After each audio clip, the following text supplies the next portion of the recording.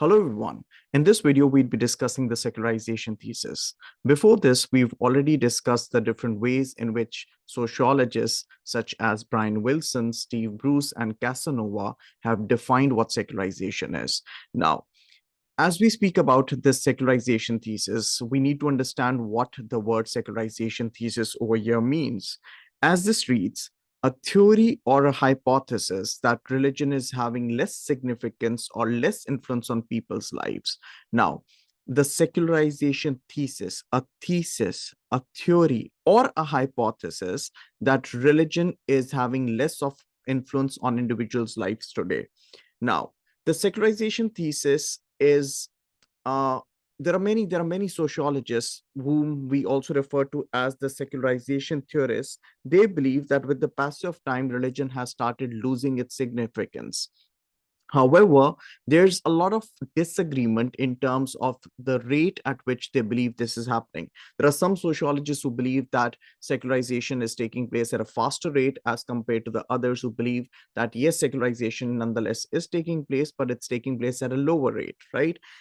Another thing that has to be kept in mind, there's also very little agreement in terms of how they try to operationalize or measure this process. Now, when we say secularization is taking place, what parameters have been used to measure if secularization is taking place, or what particular parameter has been used to see at what pace as is it actually taking place? So taking this ahead, one, we need to know what the term secularization thesis means. Number two, we need to understand that not all sociologists, not all secularization theorists, they agree to the pace at which this is happening. They don't agree to the ways or the parameters through which secularization could be measured. There are also questions that have been raised about which particular forms of religion are actually experiencing secularization, or which particular forms of religion are actually experiencing a decline. Now, as I refer to these forms of religion, and I had mentioned this in the last video as well, we typically referring to this. When we talk about different forms of religion, you all should be aware that we could broadly distinguish religions into three main categories, if I put it that way. Initially, we have traditional religions, conventional religions, the world religions, the more popular religions such as Islam, Christianity, Hinduism, that have been there since years, since hundreds and thousands of years. Number two, the new religious movements, and number three, new age movements. When we speak about the different forms of religion experiencing secularization, is it traditional religions along with new religious movements, along with the new age movements experiencing a decline? Question mark. So I hope this is clearer here. Taking this ahead, there are also questions to be asked about which form of religion are less important today, whereas which form of religion have become more important. Secularization theorists use a range of different sources of evidence to support their claims. So to remind you all, as I use the word secularization theorists, I'm referring to sociologists or the theorists that believe that secularization is taking place. Another important thing that has to be kept in mind over here. If you remember, when we were defining when we were defining secularization, what I said was Wilson came up with this definition in 1966. Steve Bruce came up with this definition in 2002. Uh, Jose Casanova came up with this definition in 2003. You do see that there's a difference in terms of when these different theories they came up with their definitions for secularization. Likewise, as we speak about more of secularization theories, more of theories or more of theorists that did believe that secularization would take place or is taking place or has taken place, we also need to keep in mind the point in time in history, or the point in time at which they came up with their ideas, at which they shared their ideas. Because, of course, the definitions or the rather say the theories that they came up with would be a reflection of that particular time as well. If you still don't get this, if I may give you an example here, a theorist who came up with this theory, let's just say in the 20th century, compared to a theorist who came up with this theory or her theory in the 21st century, the point in time at which these theories have been developed again are a reflection of that particular time. of that particular era. So the views of sociologists tend to reflect the ideas of the time in which they were written. So it is important to understand when these theories emerged. Now, we are talking about different secularization theories over here. To make it easier, let's divide them into two categories over here. Let's talk about classical theorists or classical theories or classic theories and compare them with the more contemporary or the relatively newer theories, right? So this is what I'm talking about. I'm talking about comparison between classical theories versus contemporary theories. Now, classical theories, as the name suggests, classical theories, yeah, when we speak about classical theories, it is worth being aware that the majority of sociologists themselves take a secular view of the world. Now, what do you understand by these two lines? What it says is, it is worth being aware that the majority of sociologists themselves have a secular view of the world. They claim that religion is a social construct and therefore changes over time and from place. So, this idea of a social construct, something that the society has constructed, something that is not absolute. And if you're speaking about something that the society has constructed, it always has the possibility, it always has a chance of changing with time across societies. Most of the founding key figures of early sociology predicted that as societies developed, religion would either experience a decline or it would disappear. I'm sorry. So many classic theorists, they believe that with the passage of time, as societies would develop, religion would either decline, would experience a decline, or it might as well disappear. Right now, get the difference over here. Understand the difference: religion experiencing a decline or religion disappearing altogether. Now, to begin with, we'd speak about Durkheim, followed by Karl Marx, followed by Auguste Comte, followed by Max Weber. These are the four theories that we'd be discussing over here. We discussed them briefly. So to begin with Durkheim, you might as well take notes over here. One more thing, I keep this I mean, we're covering this topic through this particular book because I'd like to assume that you all have this book open in front of you so that you're able to follow through what I'm discussing. And that will help you understand better. And along with the notebook, along with the course book or the student book in this case, I'd expect you to have a notebook on you as well so that you could be taking notes. So continuing with where we were, we're discussing four different classic theorists over here: Durkheim, Marx, Auguste Comte, Weber. Learn it with me. Emile Durkheim, Karl Marx, Auguste Comte, and Max Weber. Right? So Durkheim believed that religion would experience a decline. According to Durkheim, with the passage of time, eventually religion is going to experience a decline. However, according to Karl Marx. According to Karl Marx, religion is a product of the capitalist system. According to Karl Marx, again, religion is a product of the capitalist system. Religion is another structure that facilitates the capitalist economy, the capitalist economic system. Religion is another institution that favors or facilitates the bourgeois, right? So, according to Karl Marx, if you all remember, this capitalist economic system is going to come to an end. Karl Marx predicted that this capitalist economic system is going to come to an end. And if capitalism comes to an end, and religion is a product, or religion is an institution that has been working for the capitalist system, that has been working to facilitate, that has been operating to facilitate the capitalist system. If there's no more capitalist system, religion, according to Karl Marx, would eventually disappear. So Durkheim believes religion would experience a decline. Karl Marx predicted that as communism would take over capitalism, religion is eventually going to disappear altogether. Now, bear this thing in mind, both Auguste Comte, bear this thing in mind, both Emile Durkheim and Karl Marx, they're both structuralists. Remember, they're both structuralists. If they're structuralists, they believe it is the structures of society that govern human behavior. So we're talking about a functionalist and we're talking about a Marxist. So the functionalist over here is Durkheim.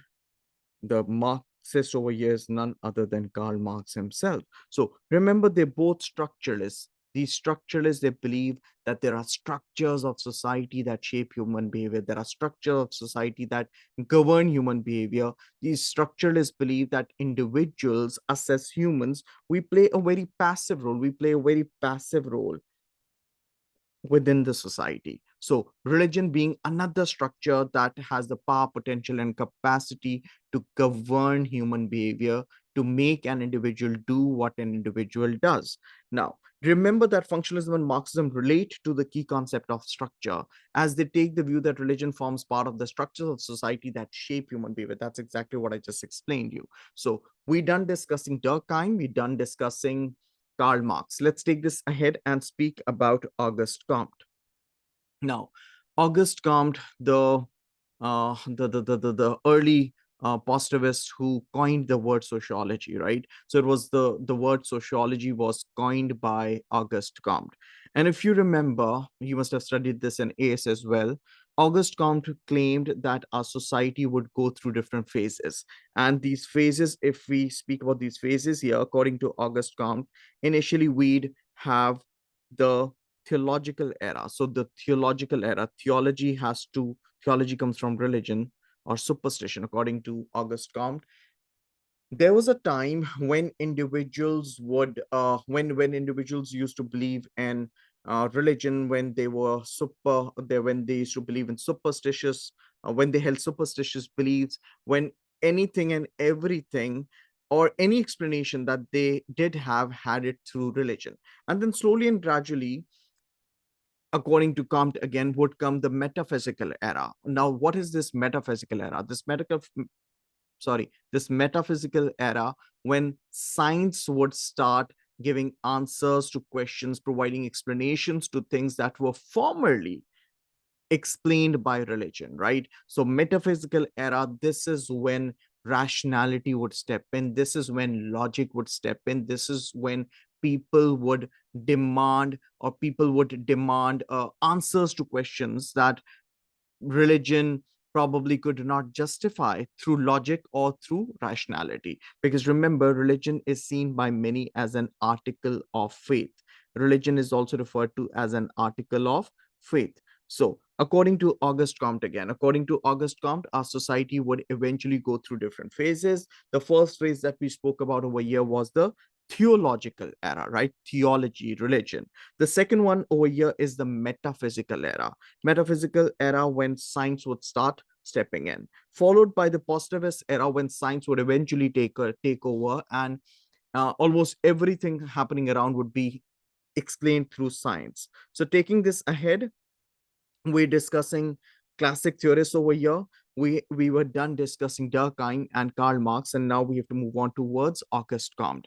Auguste Comte and early sociologists argued that the growth of science and scientific rational thinking would replace religious thinking. Remember, the theological era, the metaphysical era, and eventually a prediction by Auguste Comte was the positivist era, where science would overcome, or when scientific growth would replace religious explanations or religious thinking. So we're done with Durkheim, we're done with Marx, we're done with Comte. Moving on towards Weber, also known as Max Weber.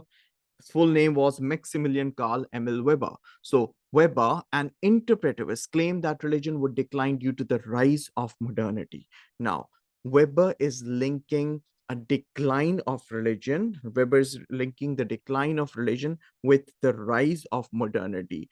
According to Weber, modernity would eventually result in a decline in religion. Modernity and religion, according to Weber, cannot coexist. According to Weber, they cannot coexist. Now, taking this ahead, has rationality led to a decline in religious beliefs, as Weber suggested? Weber argued that religion would decline in importance because of the development of modernity. Modern societies are seen to be incompatible. Focus on this word over here, incompatible with religion having a central role in society. Remember, religion is an article of faith. religion is an article of faith. Religion is also seen as a closed belief system where you're not expected to question it. However, when we speak about science, I mean, I'm science and modernity, they both go hand in hand, right? So science, however, on the other hand, is seen as an open belief system, where science allows you to question. Science offers you explanations. Science offers you rationality. Science tries explaining things to you through logic. So Weber argued that religion would decline in importance because of the development of modernity. Modern societies are seen to be incompatible with religion having a central role in society. Weber thought that in modern societies, people would act less in terms of emotion and tradition and more in terms of the rational pursuit of goals. So, according to Weber, as societies would modernize, people would be less dependent on emotions. People would rely less on emotions. They'd rely less on traditions, and they would move on towards rationally pursuing the goals they have. Weber calls this process rationalization, as he argued that this would gradually erode. Now, another word I want you all to focus on. According to Weber, religion would gradually erode the influence of religion. I'm sorry, modernization would gradually erode the influence of religion as people began to turn to science for their understanding of the world, which earlier pre-modernization was being done through religion, right? People used to look for ways through which they could understand the world. I'm talking about a pre-modern era, according to Weber again. So in the pre-modern era, individuals would try to understand the world through religion, which has now been, and after modernity, this has now been taken over by science. Says who? Weber. Here you go. So, Weber's approach and that of other classical secularization theorists have been developed by a range of contemporary theorists. So, four different classical theorists, classic secularization theorists that we discuss here. To begin with, we spoke about Durkheim, followed by Karl Marx, followed by Auguste Comte, followed by Weber. And I hope you've all learned them so far. Now, moving on, we'd speak about contemporary theories, where we'd start off with Steve Bruce. Now, Steve Bruce has been very influential when it comes to uh, discussing secularization. Steve Bruce has been very influential and holds a remarkable position when it comes to secularization theories.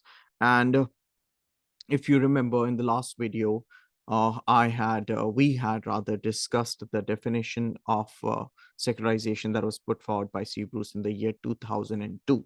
Now, we talk about contemporary theories over here, and while discussing contemporary theories, we'd initially start off with Steve Bruce, and then we talk about Wilson and others later. So the name that I'd want you all to keep in mind over here is Steve Bruce. Remember, a contemporary theorist. Remember, see, this says Steve Bruce 2011. Now, Bruce develops Weber's ideas further to establish his own theory of secularization. So we need to understand this first. Bruce is developing Weber's ideas, right? So he's developing Weber's ideas, or he's pretty much in line with the ideas that were put forward by Weber, and he is using Weber's ideas to establish his own theory of secularization. Bruce claims, like Weber, that it was the particular characteristics of Protestant beliefs. Now, I'm sure many of you would know, rather, I'd say you should know about Weber's theories on the emergence of, or the development of capitalism, and the role Protestant religion, Calvinism, played in doing so. If you do not know of this as yet, there's this video that I've put up that probably is with the title Weber, Calvinism, probably something along those lines. Go through that video so that you understand this part better. So Bruce claims, like Weber, that it was particular characteristics of Protestant beliefs that contribute to secularization. So what particular characteristics of Protestant beliefs is he referring to? Protestantism is a form of Christianity. And if we speak about Calvinism over here in particular, or if we speak about the Reformation of Protestants or the Reformation of Christianity, this, according to this Reformation, according to many theorists, led to the idea of individualism. And individualism, or if I put it in a simpler manner, when individuals were more inclined towards, when individuals were more self-oriented, I think that's the simplest of way.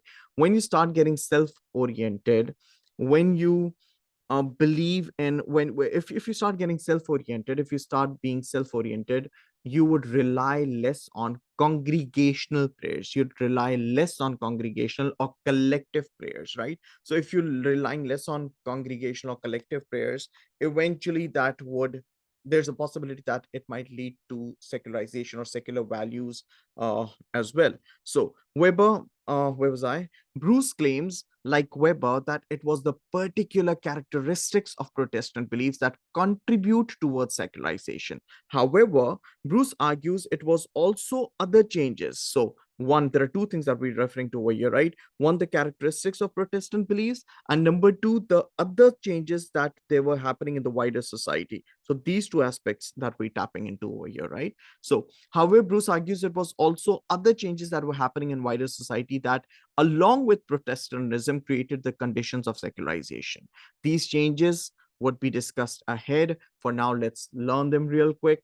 We'd discuss them under the heading of structural differentiation, social differentiation, societalization, schisms, and individualism. Let's do it together. Steve Bruce, 2011. Steve Bruce, 2011. We're talking about the changes. We're talking about the changes the wider society encountered or the wider society experienced that paved its way towards secularization or that created conditions that led to secularization. And they are: number one, structural differentiation. We discuss all of them one by one. So for now, we're just learning them. Number one, structural differentiation. Number two, social differentiation. Number three, societalization. Number four, schisms. And number five, individualism. Let's do it again. Structural differentiation, social differentiation, societalization, schisms, and individualism. So it is SSSSI, right? SSSSI: structural differentiation, social differentiation, societalization, schisms, and individualism. To begin with, let's start off with structural differentiation here. So, what is structural differentiation?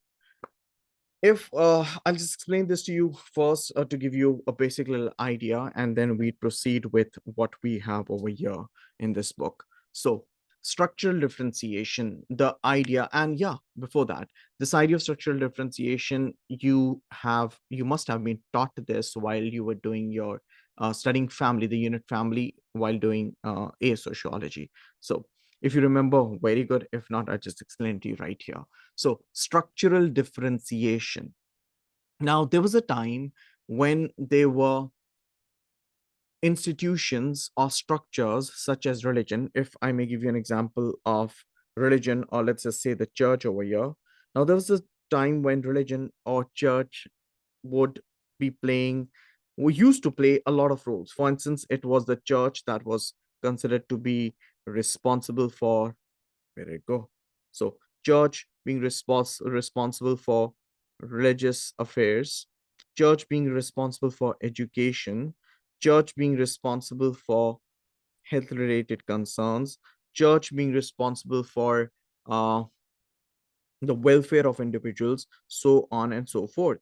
So, according to this idea of structural differentiation, there was a time when a single institution was seen to be responsible or was considered to be responsible for playing a variety of roles. However, with the passage of time, through this process of structural differentiation, I repeat, with the passage of time, through this process of structural differentiation, there were specialized institutions that started playing their own different roles. For instance, with the passage of time, it was the church that was confined to be was confined to only the religious affairs. There was established education system that was developed in the 1880s in the UK through schools.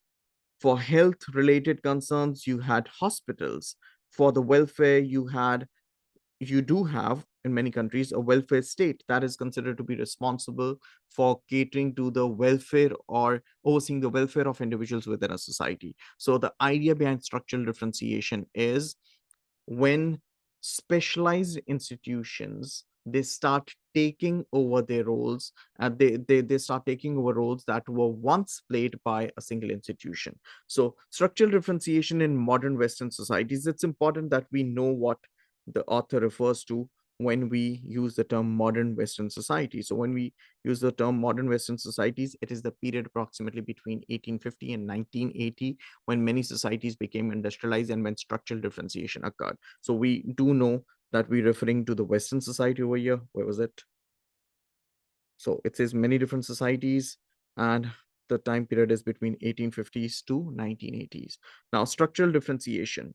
Structural differentiation in modern Western societies led to the separation of social institutions. I'll just highlight this in green. It led to the separation of social institutions such as the church, the family, and education as they became more specialized in their roles. So now the church had its own role to play, the family had its own role to play, the education system had its own specialized role to play, right? So churches, as part of this process, became less central to social life, and the role of the church, therefore, more narrowly focused on providing a belief system for individuals. So the church that was expected to play a variety of different roles. Today, with the passage of time, the church was only confined to catering to the belief system that individuals held, right? One. At the same time, now do not get confused between the two. The first we discussed over here is structural differentiation. The second we're discussing over here is social differentiation, right? So they sound familiar. They sound, I mean, sorry, similar, but they're different. Structural differentiation, now we're talking about social differentiation. At the same time, social differentiation occurred. Now, what is social differentiation? In feudal times, roughly between the 9th century to the 15th century, in many agricultural societies, all social groups lived closely to each other. All social groups lived closely to each other and saw themselves as inhabiting the same social world. Now, if we speak about the agrarian era, or if we speak about the feudal times, if we speak about the time when we had agricultural societies, back then there were different social groups, and all of these social groups they used to live closely with each other, closely together, and they all pretty much felt like they belonged to one social world. Let me re-say that. We're talking about the roughly the era between the 9th century to the 15th century. Today, as I speak, it's the 21st century. So, roughly between the 9th century to the 15th century, there was this agrarian era or the agriculture based era, or when we had agricultural societies. It was then that the different social groups that existed, they used to all see themselves as a part of, or they all saw themselves belonging to one social world, right? However, after this agrarian era, when industrialization came in, along with industrialization and modernization came urbanization, right? Urbanization, or in other words, when individuals started moving from rural areas to urban areas, right? If you're moving from rural areas to urban areas, I mean, you'd have to connect this with the fifth thesis that you studied in AS, fifth thesis bracket Parsons. So when industrialization took place, families that were closely knit, back then, according to the fifth thesis, again, since I've referred to it already, families, there were extended families that were also seen to be as multifunctional. Now, this is stuff that I'm picking up from AS, right? So according to the fifth thesis, there was this time when there used to be uh, extended families, and individuals used to live in extended families, and these extended families, they used to be multifunctional, right? Now, however, as industrialization came in, so did urbanization. People started moving from rural areas to more urban areas, or to more of towns and cities, right? So we're talking about a whole family unit breaking down into smaller families or nuclear families. Now, as the process of industrialization began between approximately 1750 and 1850, with the development of cities and towns, different social classes emerged, right? Everyone used to see themselves as one social group.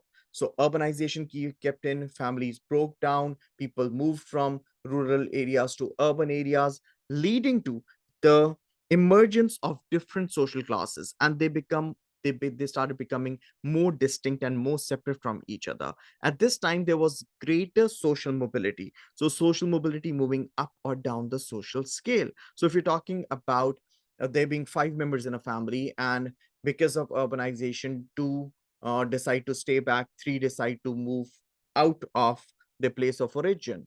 And let's just say out of those three, one of them has started doing exceptionally well, even despite of the fact that they belong to the same family. The one who moved out and the one who uh, did really well for himself or herself, or for his or her immediate family, of course they'd experience more of social mobility. Remember, social mobility moving up or down the social scale, their social position would change, right? So from a point when everyone used to see themselves belonging to one single social world, now we've come to a point where through social differentiation, remember not to forget this word, where through social differentiation, individuals see themselves belonging to separate units now, right? So as the process of urbanization began between approximately 1750 and 1850, with the development of cities and towns, different social classes emerged and became more distinct and separate.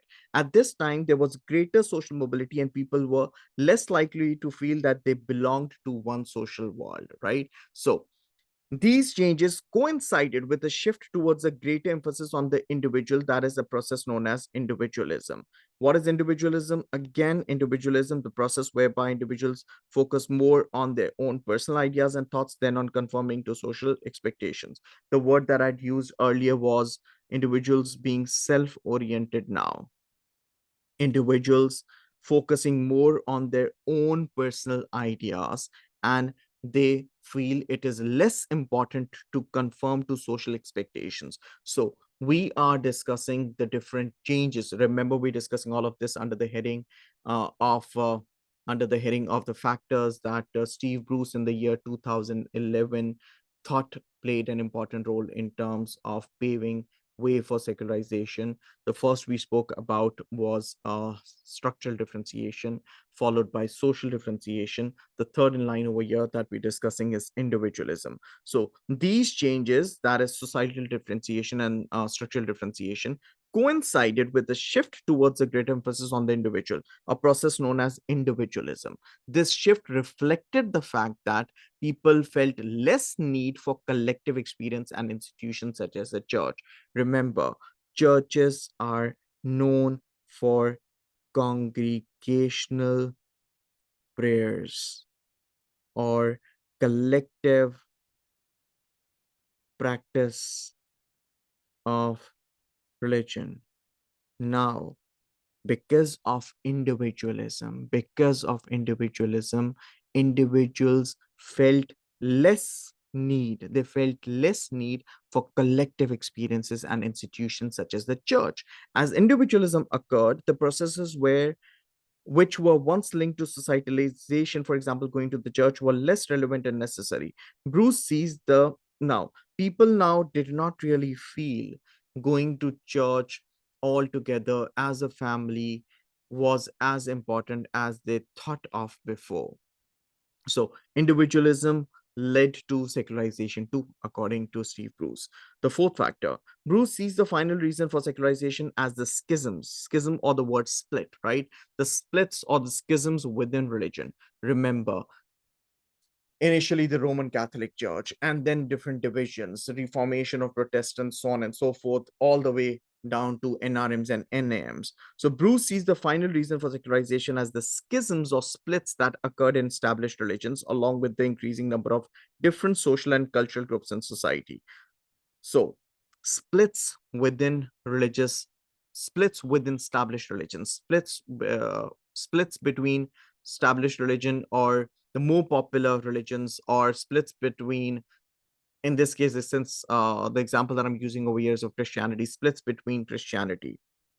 Furthermore, an increase in new forms of religious beliefs may have established religious beliefs weaker. So the religious beliefs that were there some a couple of centuries back compare to the religious beliefs now people held after there were many splits within religion, they could again have been a possible reason behind secularization taking place. So while Bruce accepts that scientific rational thinking is a partial cause of secularization, he claims that wider social changes, right? We spoke about these wider social changes. Let's recall them again.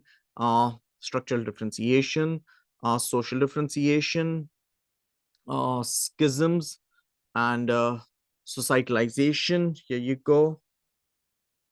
And the fifth one being individualism, right? So while Bruce accepts that scientific rational thinking is a partial cause of secularization, he claims that wider social changes meant that religion became a much less significant part of people's lives.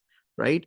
Bruce feels that the most significant reason for the decline of religion is that there are many alternative views of the universe for people to choose from today. Now, we're talking about views of the universe. Focus, understand this, right? Views of the universe.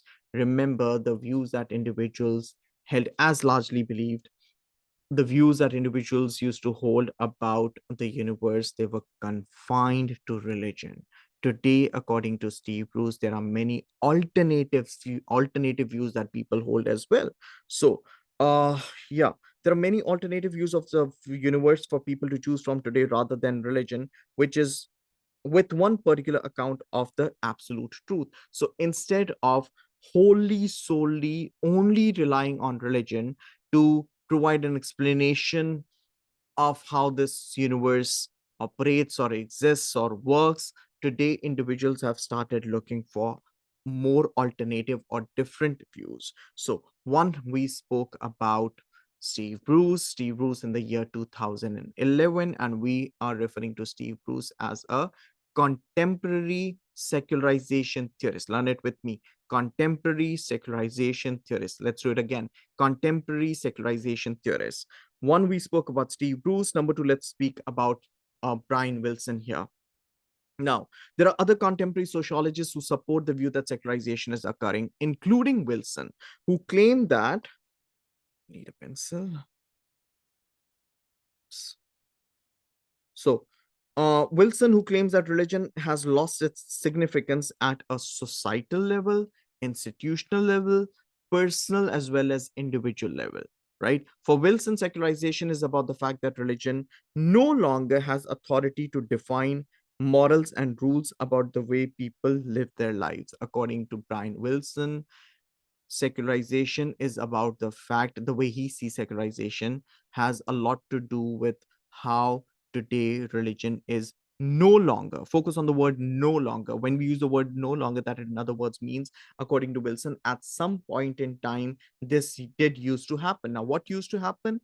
At some point in time, according to Brian Wilson, an individual's morality, the rules and regulations that the rules that regulated their lives, the moral codes or the morality that regulated their lives was controlled by religion. However, according to Wilson, through this process of secularization, or because of this process of secularization, because religion is losing its social significance, it is no longer an authority to define morals and rules about the way people live their lives. Like Bruce, Wilson agrees that secularization is linked to the decline in community in contemporary society, and he expresses concern about the lack of moral guidance for young people now that church has no longer has this responsibility. So Bruce sees this as pretty concerning that the church is no longer seen to be responsible or no longer considered to be responsible for guiding younger individuals uh,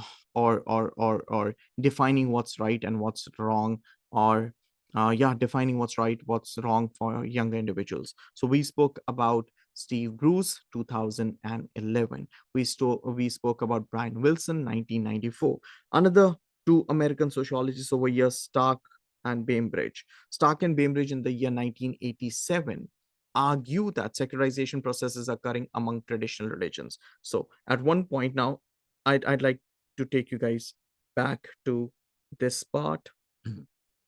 So traditional religions, new religious movements, new age movements, different forms of religion. Okay. So taking this ahead, however, American sociologist Stark and Bainbridge argue that while the secularization process is occurring among traditional religions, at the same time, there's a continual regrowth of new forms of religion, right? A continual regrowth of new forms of religion, maybe NRMs, that is new religious movements, or NAMs, that is new age movements, or a religious revival, the revival of religion, fundamentalism. So, as we use the word secularization to explain a decline in religion, we use the word fundamentalism to explain the revival of religion, revival to the fundamental values or principles of religion. There's a continual regrowth of new forms of religion or religious revival, so the secularization process will never be fully complete. So, we spoke about classical theorists. While discussing classical theorists, we started off with Emile Durkheim, followed by Karl Marx, followed by Auguste Comte, followed by Max Weber. We went on to speak about contemporary theorists, where we spoke about, we started off with Steve Bruce, 2011. We went on to discuss Brian Wilson, 1994. And then we spoke about Stark and Bainbridge, 1987. I'd like to assume by now know uh, what the classical and the contemporary theorists have felt about secularization. Let's try evaluating this. Let's try scrutinizing this. And how important is this? Sorry, how important is this evaluation here? Remember, when I say for the evaluative essay question that we have to answer in paper 4, you'd get a 35-mark question. And for this 35-mark question, if we divide the marks over here in terms of the assessment objectives being AO1, AO2, and AO3. AO1 is knowledge and understanding. For knowledge and understanding, 9 marks. For AO2 is application interpretation, that is 11 marks. AO3 is evaluation and analysis. I repeat, evaluation and analysis. This is 15 marks. So this is how important your evaluations are, right? Now, taking this ahead, evaluation of the views on the secularization theorists on thesis to begin with. As we speak about secularization, as we refer to secularization, secularization is, if I put it as the layman puts it, secularization is a process where they say religion experiences a decline when religion starts losing its social significance. Initially, I said when religion experiences a decline. When I say religion experiences a decline, if I say religion is experiencing a decline, that is, I believe that at some point religion was up high. I mean, there was people were religious, or religion did hold a lot of social significance. However, with the passage of time, this has declined, or this is getting lower, right? However, if we try scrutinizing this according to what we have in front of us, what empirical evidence, what does the word empirical evidence over here mean? Empirical evidence or research-based evidence. What research-based evidence do we have that religion did, or religion was a lot more popular than it is today? I don't say this, it's the author putting it this way. However, being a sociology student, you need to learn how to scrutinize the theories that you are taught as well. So the first evaluative point that we could bring in over here, one major problem with the secularization theories is that it assumes that at some point in the past, religion was significant to most people, a view which some claim is false and not supported by sufficient empirical evidence, right? So the assumption that at some point in time, religion was very popular, religion did hold social significance. This has been seen to be not true by many. However, at the same time, there are others who believe that there isn't much of uh, empirical evidence to support this claim. This view of the past as a golden age of religion is difficult to measure, right? Because in the past, a range of reliable or valid records about beliefs and practices did not exist, right? So, secularization or the secularization thesis relies on the idea that there was this point in time when religion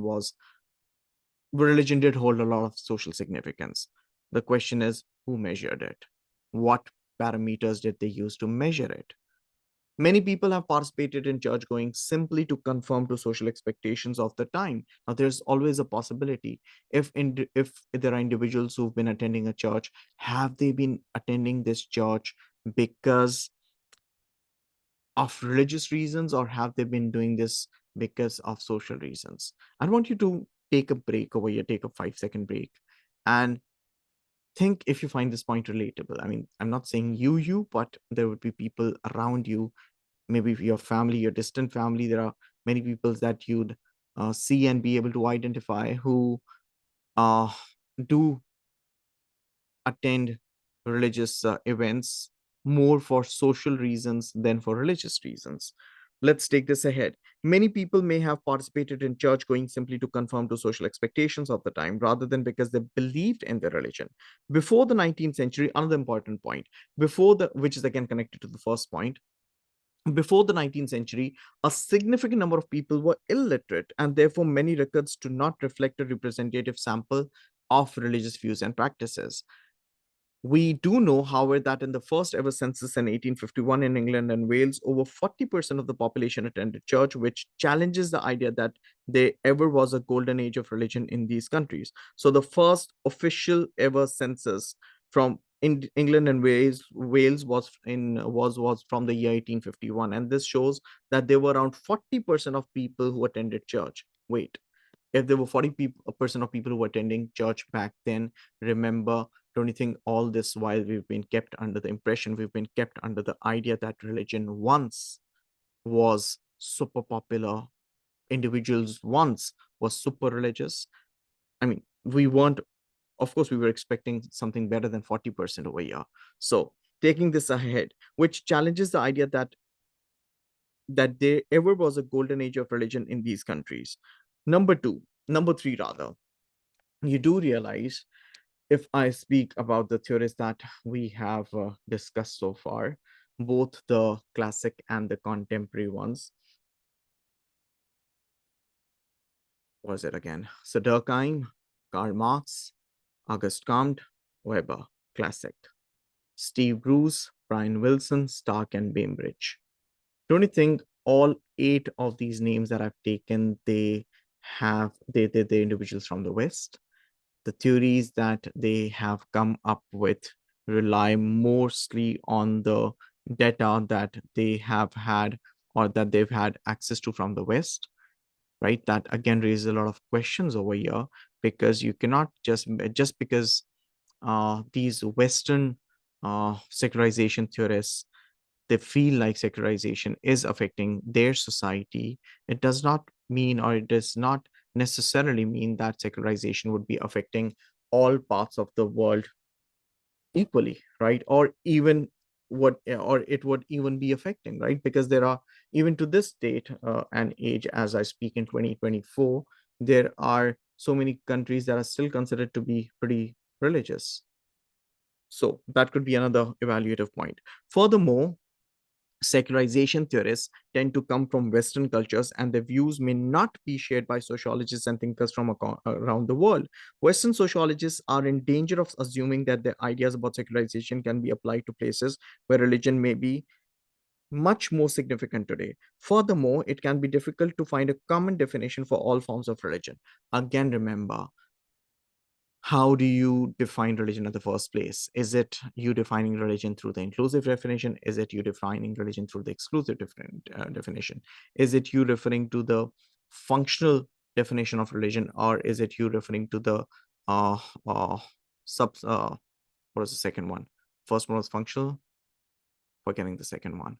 So substantive, yeah, the second one, the was it, or are you defining religion through through its functions, or you're defining religion through its content? That is a substantive definition. So furthermore, it can be difficult to find a common definition for all forms of religion, making it difficult to compare levels of religiosity. Now there are 4 points that we discussed over here. I hope you've understood them all. Taking this ahead, there's much debate about the role that religion will take and how far secularization will go. Some claim that secularization will occur as a result of globalization and westernization. Now, there are some theorists that very openly blame globalization and westernization for secularization. Others, including Steve Bruce, see secularization as mainly occurring in Western societies. Bruce goes on to argue that once a society becomes secular, no longer it can no longer become religious again. So this is again very important point that I want you all to note. According to Steve Bruce, once secularization has taken place, which Bruce does believe it has taken place in the West, there is no going back. There's no U-turn. There's no way for the societies to become religious again, as it is an irreversible process, right? According to Bruce, secularization is an irreversible process. However, according to other theorists such as Keppel in the year 1994, disagrees, citing evidence of the regrowth of some forms of traditional religions among some groups in the West. So the regrowth, let's focus on the word regrowth over here. Regrowth of some forms of traditional religions among some groups in the West and beyond. For example, there has been a significant growth in some traditional forms of religion, such as Hinduism. I mean, there's a regrowth in Hinduism, there's a regrowth in Islam as well. So there's been a significant growth in some traditional forms of religion, such as Hinduism. The resurgence of religion may be due to a number of factors, which might include a concern over the loss of spirituality, the need for religion as a source of comfort, or the fact that there's more migration. I just mark this so that if you plan on learning this, this gets easier for you. Concerns over the loss of spirituality. One, I hope this color green is visible. Number two, the need for religion as a source of comfort, or the fact that there's more immigration taking place, and immigration, when there's more immigration taking place, migrant populations, they are seen to be more religious as compared to non-migrants. And this has been discussed earlier under the topic social groups and religiosity, specifically ethnicity. Probably we have a video of that as well. So there's a range of examples of new forms of religion which suggest we're not witnessing a revival of religious beliefs, right? So there is a range of examples of new forms of religion, range of examples of new forms of religion, which suggests we're not witnessing a revival of religious beliefs. This is known as resacralization, or the process of people reaffirming their beliefs in the sacred. Now, so this is a contemporary issue from Cuba. You might as well read this if you'd want to. Here you go. So a couple of key terms that I believe you all should be familiar with. Remember, knowing these key terms is always helpful. Remember, using these key terms while you're writing your evaluative essays would always help you score better. So know them well. What we just discussed was the secularization thesis. We started with what the secularization thesis was. Before this, I had recorded another video for you all where I had I'm sorry, where I had defined where we had discussed different definitions of religion. So the first video in the series was about defining secularization as different secularization theorists saw it, three different secularization theorists. Number two, we spoke about the secularization thesis. I would want to and the next, we'd speak about evidence that supports the idea of secularization and goes against the idea of secularization, followed with a few other things that I have in my mind. For now, uh, I hope this has been helpful, and I hope you've all understood this well. Read through this, and I'd continue with another subtopic of secularization. This doesn't end here. So yeah, this is pretty much it for now. I hope this has been helpful. Take good care of yourselves. Thank you.